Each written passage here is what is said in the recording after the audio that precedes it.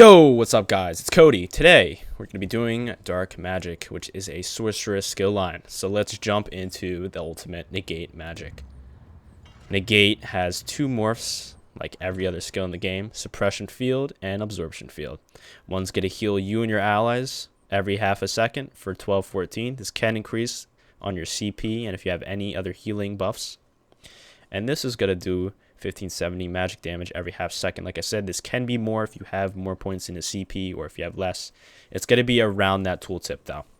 So they're both the same cost and the same duration, same radius, same range.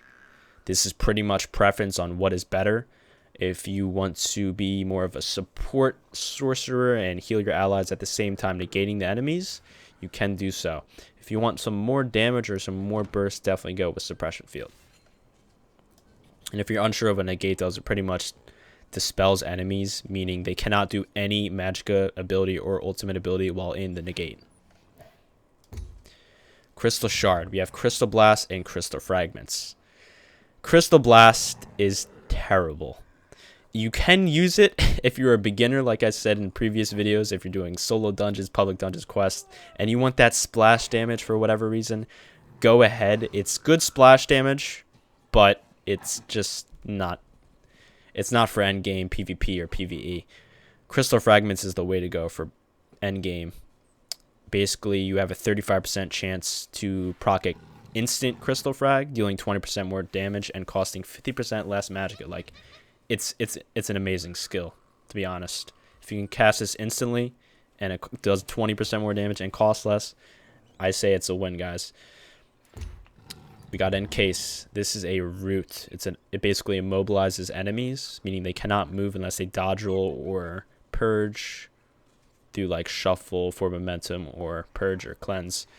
We have Restraining Prison, which snares enemies after they're mobilized for 4 seconds. I don't know how much they're snared, but I'm pretty sure this is the better route to go if you want to be a defensive, or I mean a supportive role for your group. Shattering Prison does damage at the end of the effect, but as you can see, the damage is very, very low, making it not really a viable option. I see most people who actually run this, they go with Restraining Prison. It's the better morph in my opinion because it snares. But if you're gonna spam it, I mean, this could be the better morph, but it costs a lot of magic as you can see, so that may not be the best option.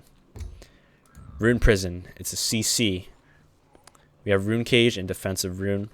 Defensive Rune is placed on you, and as soon as someone attacks you, they will get imprisoned in a Spear of Dark Magic, which is basically a disorient. And the disorient is broken if the enemy takes damage. Same thing with Rune Cage. It's broken when they take damage, but you place it on them so you can time it. Like, it's you basically you do the CC instead of them attacking you and getting and receiving the CC. Most sorcerers run Defensive Rune instead of Rune Cage because most sorcerers run Streak or Crystal Frags, and that's basically two CCs already, so it's better to take the Defensive Rune if you are gonna run this skill. Dark Exchange, it's basically a conversion. You can convert Magicka to Stamina or Stamina to Magicka. You also gain health while converting. It's the same 8,059. This costs Stamina, this costs Magicka. If you're a Magicka sorcerer, I do not recommend this skill. It looks good because, like, yeah, you can get Magicka back.